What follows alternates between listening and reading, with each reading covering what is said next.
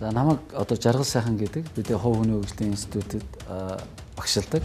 Эр хүнээс үүргийг авчих юм бол алей одоо нийгэм юм уу гэр бүлийнхээ өмнө хүлээх үүргийг авчих юм бол тэр хүн бол зөвхөн эрэгтэй хүн болно гэж. Ирчүүд хийж чадахгүй ингээд дуваа аваад байгаа байхгүй. Удамш дөрөв 3 хүнтэй ярих юм бол хоёр нь жоохон сэтгэл дундуур байх байхаа. Энэ бас юунаас болоод ах шиг байна. Би болох тэр их өөр юм бодоод байна. Хүнд үе байж болох уу? Болно. Харин тэр бүхнийг ингээд даваад гарахт нь эмэгтэй хүмүүсийн зүгээс ч гэсэн тийм ээ маш хүчтэй дэмжлэг нөлөө үзүүлэх ёстой юм байна.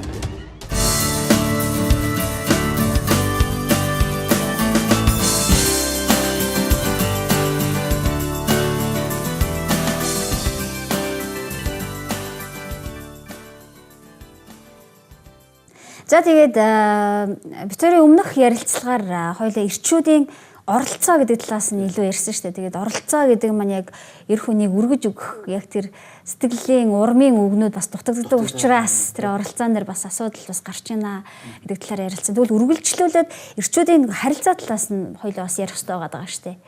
Тэгээд энэ талаар бас дэлгэрэнгүй ярилцъя л да. Тэгээд харилцаа гэдэг ихлээр өөрийн чинь хувьд болохоор энэ тэнд нэлээд олон газруудад хичээл заагаа явуулдаг тий. Тэгээ тэр дундаас мэдээж асуудлууд хүмүүс ярьдаг л баг.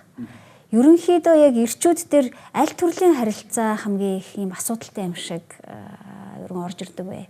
Хүмүүс одоо нэг золон жарлаа ярьдаг штэ тий. Энэ нь болохгүй бах юм, энэ талаасаа болохгүй бах юм. За одоо жишээлбэл тэр гэр бүлийнхээ хүнтэй ерөөсөө харилцаа асуудалтай байгаад байна. За эсвэл багийнхантайгаа ерөөсөө харилцаж чадахгүй байна ч юм уу тий.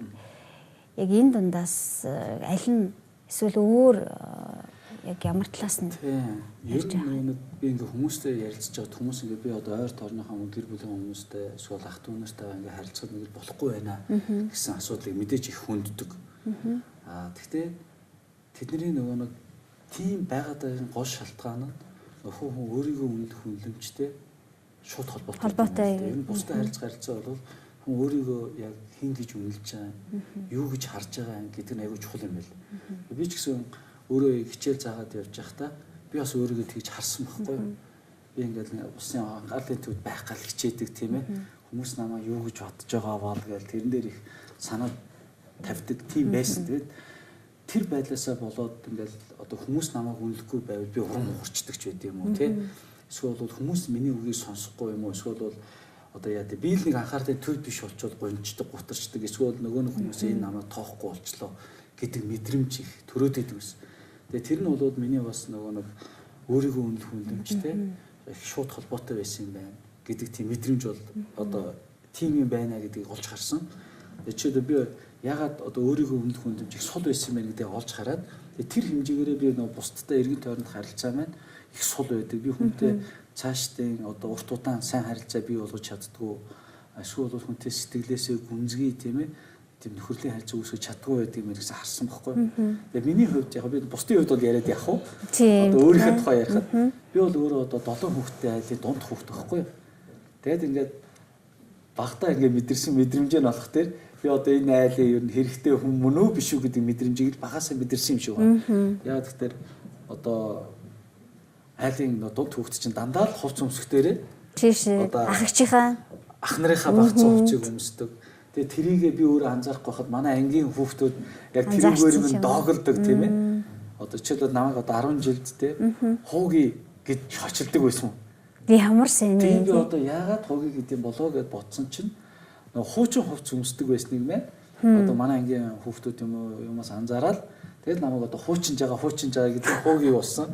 Тэгээд би одоо тэр одоо хочоос ичиж санаа зовхын хэрээр одоо би тийм юм байна гэдэг ингээд сэтгэл рүүгээ юм одоо гүндүү ингээ харцдаг тийм авцсан. Тэгээ тэрнээсээ болоод хүмүүс наа юу гэж үнэлж байгаа ингэж байгаа бол гэдэг дээр их анхаарал тавьдаг. Тэгээ бусдад харилцаа үүсгэж чаддгүй тийм сул тал байсан юм байна. Тийм учраас хүн өөрийгөө үнэлэх хүнлэмж нь их чухлаар бодох хэрэгтэй юм байна.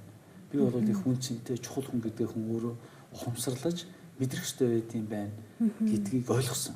Тэгээ би бас тэрийгээ бас ирчүүдих заад хүмүүс бидний юу гэж харах нь чухал биш ээ.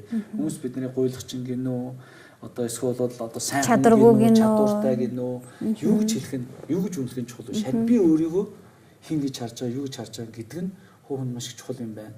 Тэгээ би зөвөр ингээд сэтгэл судлаачдын яг хувийн өөрийгөө үнэлэх үнэлэмжинд европчууд юу гэж үзээд байгаа юм тийм ээ. За.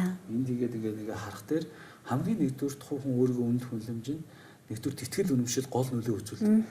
Тухайн хүний ямар итгэл үнэмшилтэй байгаа, итгэл бишрэлтэй байгаа гэдэг. За хоёр дахь нь болох дээр яг одоо хүүхэд байхаас өсвөр нас хүртлээр хайр халамжийг хэрхэн мэдэрсэн гэдэг нь.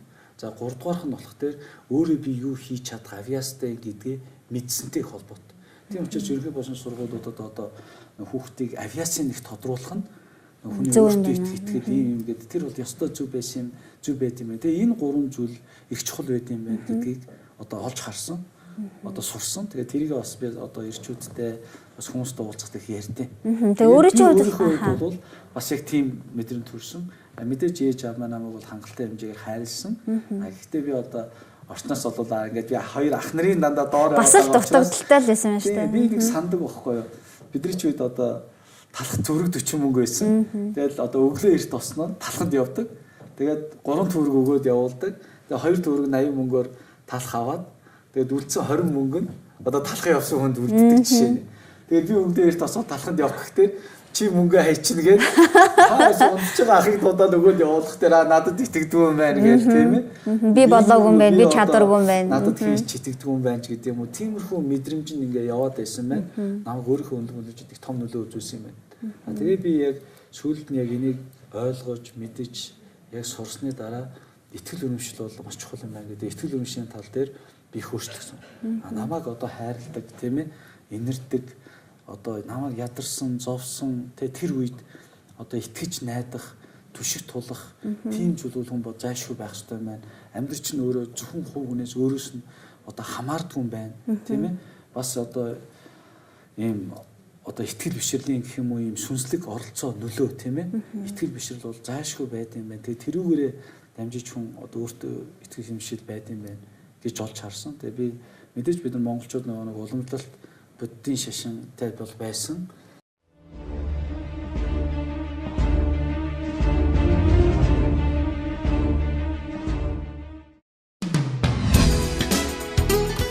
Гэрэлт амьд яриа. Би бол яг өөрөө яг одоо насан туршид яг энэ талаар бодож ирсний дараа бол одоо Есүс Христийг тийм ээ итгэж эхэлсэн.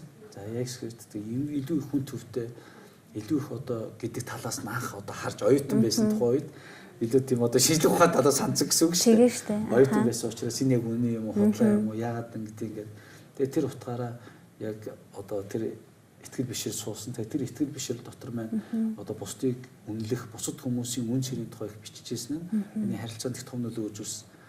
За хоёрдугаарх нь болох дээр одоо бусдын одоо хайр халамжийг их мэдэрсэн. Яг би хүүхдтэй хаа өсвөр настай би бол гэрийнхаа нэг тийм гологдол маягийн ч гэх юм уу эсвэл одоо 7 хүүхдийн дунд байсан байхгүй мэддэггүй ч юм уу те намайг ер нь хайрладгүй гэсэн тийм одоо мэдрэмжтэй яваад байсан бол одоо ингээд том болоод гэр бүлээ аваад ингээд явж байгаа үед бол би бол хайр халамж мэдэрсэн юм байна.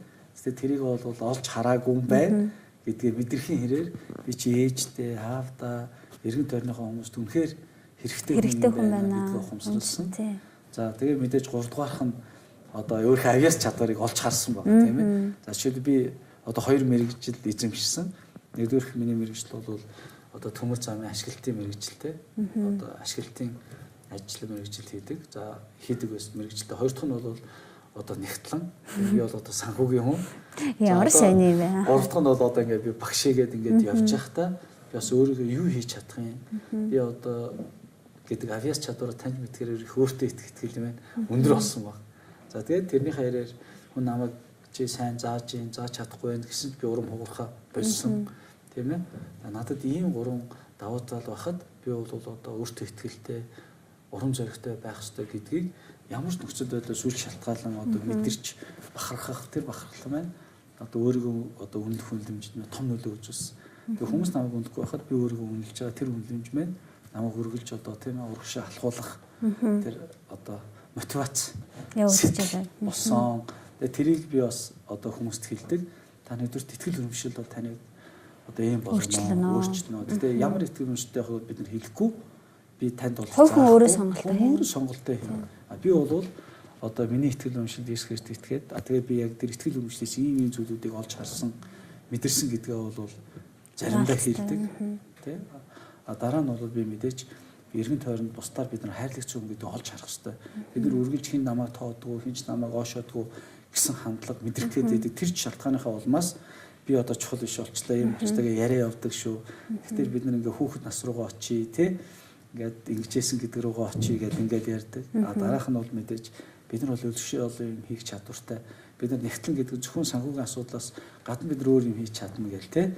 Жишээлбэл бид нар ярина, бас дуулна, бусдтай ингээд одоо хүмүүсийг холбож өгдөг тий. Тийм багийн тоглогч хэв шинжтэй бид ингээд хэв шинжүүд байдаг. Тэгээ бид нар бол тийм хэв шинжтэй хүмүүс гээл тэрийг таньж мэдээгээ ярих тэр хүн яг тэр өөрийгөө үнэлэх хүндэмжинд том өөрчлөлт болчихдог.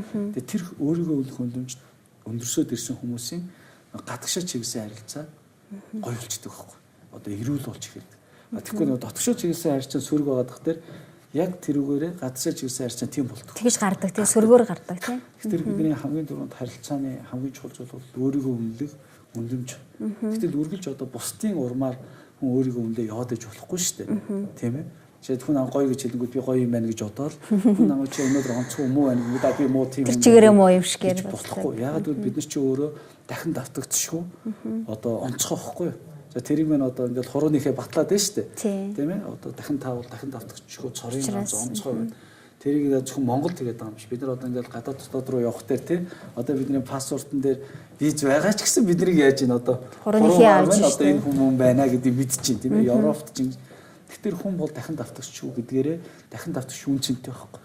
Түүндээ тэр үнцэнээ мэдрэх тусам гадагшаа бусдад харилцаал илүү сайжирд юм байна гэдгийг бол одоо амьдралаас олж харж байгаа. Тийм учраас байгууллага хамт олон ч гэсэн одоо ажилчин хүн өөрийгөө яг өндрөөр үнэлэх тэр одоо үнэлэмжинд нь нөлөөлөх харилцааг удирдлага юм уу хамт олон бие биендээ үүсгэх нь өөрөө хамт олон болох нөхцөлийг бүрдүүлдэг юм байна гэж би ер нь одоо бодсон. Тэгээд судалгаач тийм байд юм байлээ, зарчмуудч тийм байд юм байлээ гэж бас хэлмээр.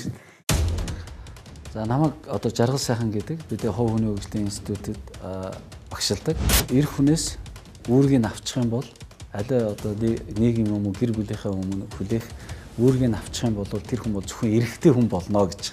Ирчүүд гэж хэлж чадахгүй ингээд дугаа аваад байгаа байхгүй юу? Удамш дээрээ 3 хүнтэй ярих юм бол хоёр нь жоохон сэтгэл дундуур байх байхаа. Энэ бас юунаас болоод ах шиг байна. Би бодох тэр их өөр юм бодоод байна. Хүнд үе байж болох уу? Болно.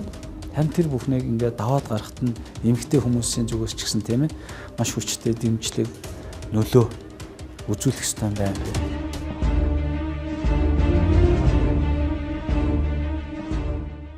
Таны ингээд гадуур хичээл загаа явж байхад мэдээж сая бол яг хувь хүн талаас нь өөрийнхөө үнэлэх үнэлэмж ямар байгаад яаж өөрчлөгдсөн талаар сонслоо л да. Магадгүй хүн бол ондоо тий. Тэгээд яг хичээл зааж байгаа танаа шавнырын дотор хүмүүсийн дотор за тэр байгууллагуудад яг харилцааны хичээлийг зааж байхад тэгвэл тэдэнд яг өнөөдөр яг томчуулд тий өөрийнхөө үнэлэх үнэлэмжид юу саадлаад байгаа юм шиг ер нь анзаарэгдсэн бэ? Хит хитэн зүйлүүд байна. За нэгдүгээрх нь болохоор өөрсдөө их буруутгах юм билээ хүмүүс. Янз бүрийн одоо өнгөрсөн амьдралд болсон алдаа, оноо тийм ээ. Одоо амьдрал тохиолдсон үйл явдлуудаас их өөрийгөө их буруутгаж боддог юм билээ. Тэгээ бид нар бас хичээл дээрээ бас заадаг. Би ч гэсэн өөрөө бас тэгж боддог, итгэждэг, үнэмшдэг. Тэр нь юу юм бэ гэхээр миний амьдралдаа гаргасан ямар ч алдаа, оноо миний үн цэнийг одоо үгүйсгдэггүй. Эсвэл бууруулдаггүй юмаа гэдгийг хүн ойлгох хэрэгтэй байна. Жишээлбэл би нэг зүгээр жишээ ярьчих уу. За нэг жишээ хэлээ л. Одоо ерөөсөө бусдад харилцааны асуудалтай тэр асуудлын гол бэрхшээл дотор хүнийг ерөөсөө уучилдаг. Тийм би ерөөсөө ингээд бусдыг алдаа гаргах тэр бүр дургу хүрээд идэв. Тэгээд би ингээд тэр алдааг ингээд хатуу хэлэх тэр хүмүүс надад гомдчоод байд ингээд яриад идэв. Тэгээд яг тэр хүнтэй ингээд уулзаад ярилцаад ингээд юм болсон чинь юу болсон бэ гэхээр одоо өөрөө бол ихээс дөрүүлээ байсан юм бэ. Дөрүүлээ. Тэгээд одоо бүгдээрээ том болцоогоод ажил амьдралаа хөөгөөд бүгдээрээ одоо хөдөө гадаа байгууллагуудад ажиллаад явж исэн. Тэгээд яг тэр үед аавынх нь биеийн муудаад одоо хорвогийн мөнхсийг үзэх одоо асуудал тулгарсан нөхцөл байдал үүсээд тэгээд хүүхдүүдээ ирээрээ тийм ээ одоо уулзъя гэдэг ингэсэн. Тэгээд нөгөө нэг гурав нь бол амжаад ирж чадсан. Аавынхаа одоо тийм мөнхс болохоос нь очиод уулзаад аавынхаа гарыг тэврээд аавтайгаа бол ингээд уулзаж чадсан. Харин мань хүн бол явсаар байгаад яг аав руугаа тэмүүлж явсаар байгаа. Тэгээд цаг хугацааны хувьд унаа тэрний хувьд болохгүй л дамжаагүй юм бэл. Тэгээ тэрэндээ одоо маш их гунж гутарсан тэр хүн маань би одоо аафайгаа ингэж чадаагүй чиж одоо бусдыг тийм ээ яаж ингэж яах юм өссөн баас гэдэг юм уу эсвэл үл тоох байд юм уу тэр хандлага төлөвшсөн. Тэгээ би өөрийгөө ингээд хамгийн дотны хүндээ би тийм хийж чадаагүй байжээч өнөөдөр би ингээд ер нь яадын ч гэдэг юм. Тийм буруутгалаасаа болоод бусдад харилцаанд нь одоо тийм сөрөг нөлөө үзсэн.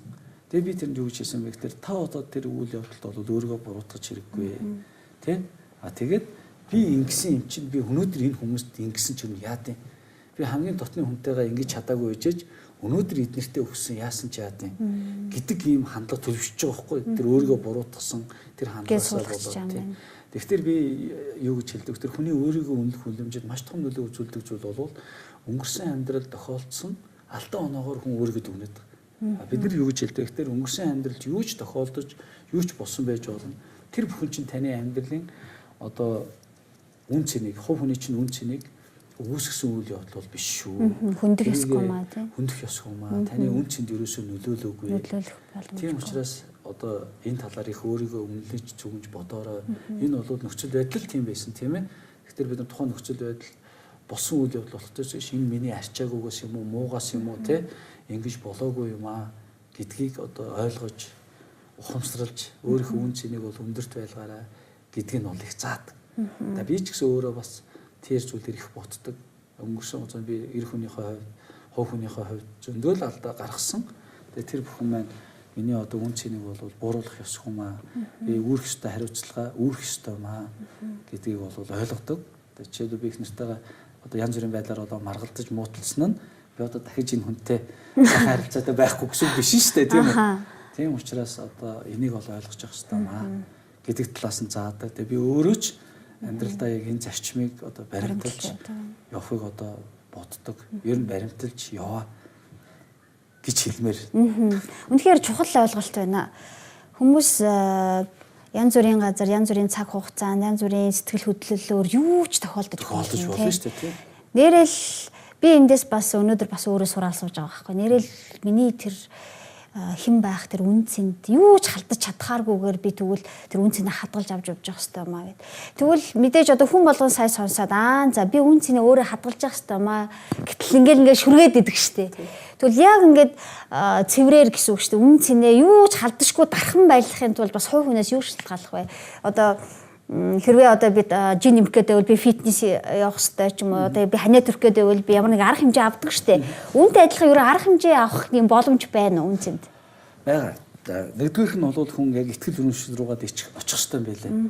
За хүн авиас чадварын хувьд алдаж болно штэ. Жишээлбэл би өөрөөс нэг хэсэг спортоор хөгжүүлж исэн хүний хувьд алтан медаль аавна гэж одоо мөнгөн медаль авах, хөрөл медаль эсвэл бүр медаль гоцроход тий над угаасаа энэ авиас байхгүй байна гэж гутрахгүй байна уу? Байна. За хүмүүс надад сөрөг одоо харилцаа үүсээд хамт олонныхоо дунд юм уу эргэн тойрондоо ганцаардах үе болдог үе байна уу? Байна. Тэгэхээр хүн ихтгэл үнэмшил руугаа ирэх ёстой юм байна. Тэгээ би зөв олон тохиолдолд харж байсан. Натаа нэг хүн бас залуу ярьж байсан. Би их айгүй хацгүй хүн гэв. Яасан? Өнөөдөр өглөө миний машиныг нэг хүн мөрөгчдий. Гэхдээ тэгэл хацгүй. Тэгээ биш. Энэ амьдрал зүйл байдаг л үзэгдэл. Энэ таны азтай юм уу азгүйтай ямар ч явах вэ? Холбоогүй. Ийм байж л байдаг шүү дээ. Тийм ээ. Жохон санхүүгийн асуудал үүссэн. За тэгэл болоо. Тэр чинь жоон санхүүгийн асуудал үүсэж байгаа болохоос биш таныг азгүй хүн болгож байгаа юм бол биш ээ тий. Бараг хувь тавилангаа өөрчилж байгаа юм шиг тий. Ингээд зарим хүмүүс ч одоо тийм болгонгууд ер нь биш ээ ном зам уншуулъя гээл тий. Тэр ингээд асуудал өгшөө хүмүүс итгэл үнэмшил рүүгээ явд юм бэл. Би ч гэсэн ингээд амьдрал тулангуудыг итгэл үнэмшил рүүгээ явдаг байхгүй. Би амьдрал байгаа эргэн тойронд бүх юма алдаж болно. Алдагч нөхцөл байдал амьдрал бий болдог тийм ээ. Тэр үед хүн бол итгэл үнэмшил дээрээ тогтож ээж би ямар итгэл үнэмшилтэй хүн юм тэр итгэл үнэмшил маань намайг хин гэж харуулж байгаа гэдэг дээр л очиж босд юм байна. Хин гэж хэлсэн юм тийм. Харсан тийм.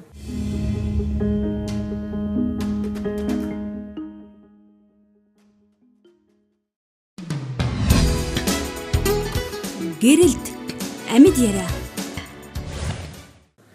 За би ингээд ер нь амьдрал дээр их олон ирчүүдтэй уулзж байсан. Тийм жишээлбэл одоо гэр бүлийн гэр бүл биш гэр орноо шатцсан тий ор хоронгоо болцсон яваа ирчүүдтэй уулзж байсан.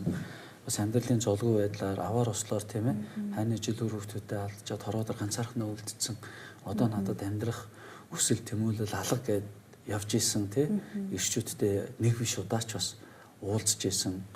Бас 90 сар бол байж байгаа өвчин зовлонгоос болоод хөдөлмөрийн чадвараа алдсан тий. Тэгээ гэр бүлийнхаа хүн би одоо ийм үүрэг хариуцлагатай өнөөдөр би эднэрээ тэжээлгээд хэвтэж чинь ингэж болохгүй гэд гунж гутарсан ирчүүдтэй ч уулзж явсан. Тэгээ би олон ирчүүдэд яг би бүхнийг бол үдсэн гэж хэлэх гэж байгаа юм биш.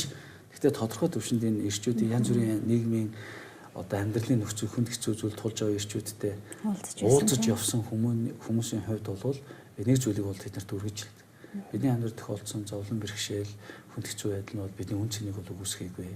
Бид нэр үргэлж одоо бусдын төлөө тийм ээ тэр цэм онцгойлон эр хүн энэ нийгмийг одоо аюулгүй сайн сайхан одоо бусд хүн аз жаргалтай байх нөхцөлийг бүрдүүлэгч одоо үндсэн хүмүүс нь бол бид нэр ирчүүд бид нэр л аюул эрүүлгүй сайхан нийгмийг аюул одоо тий аюулгүй амар тайван орчныг бид нэр л бий болгож чадна.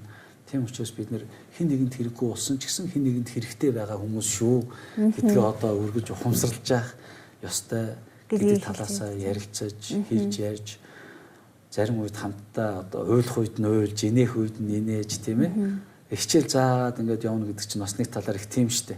Заримдаа маш их одоо сэтгэл хөдлөл болж тий уйлна, гунин гутран баярлан хөөрн тийм үе бас тулна.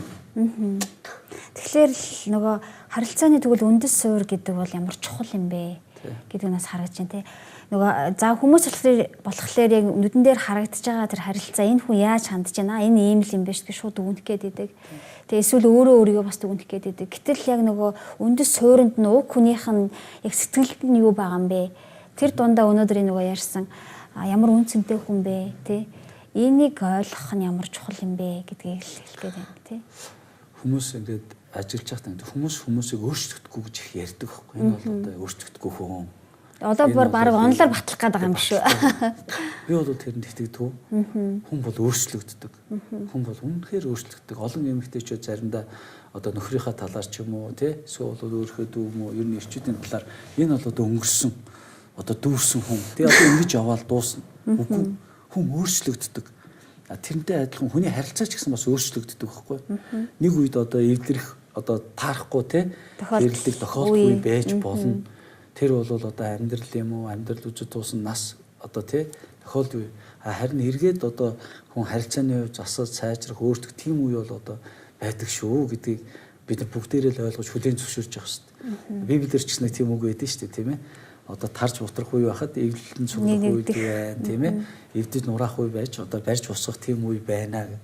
Тийм учраас бид нар одоо бие биентэйгээ харилцах энэ харилцаж байгаа энийг бол одоо эцсийн байдлаар цэг бол тавьж хэрэггүй юм тийм ээ. Ийм ч хөгжөөд явдаг. Нийгэм хүртэл хөгжиж юм тийм ээ. Тэрнтэй адилхан хүний харилцаа ч гэсэн хөгжиж байгаа тийм ээ. Ийм болох дээр бид нар бие биендээ үргэлж одоо боломж олгох тэр хүний одоо жилийн өмнө хэлсэн үгээр тухайн хүнийг өнөөдөр дүгнэх нь бол боломжгүй утгагүй юм. Тэр хүн жилийн дараа амьдралын маш их одоо тий одоо сургамж амьдралын нийгмийн харилцаанаас хувийнхаа талаас маш их харилцааны өсөж хөгжсөн байгаа гэдэг.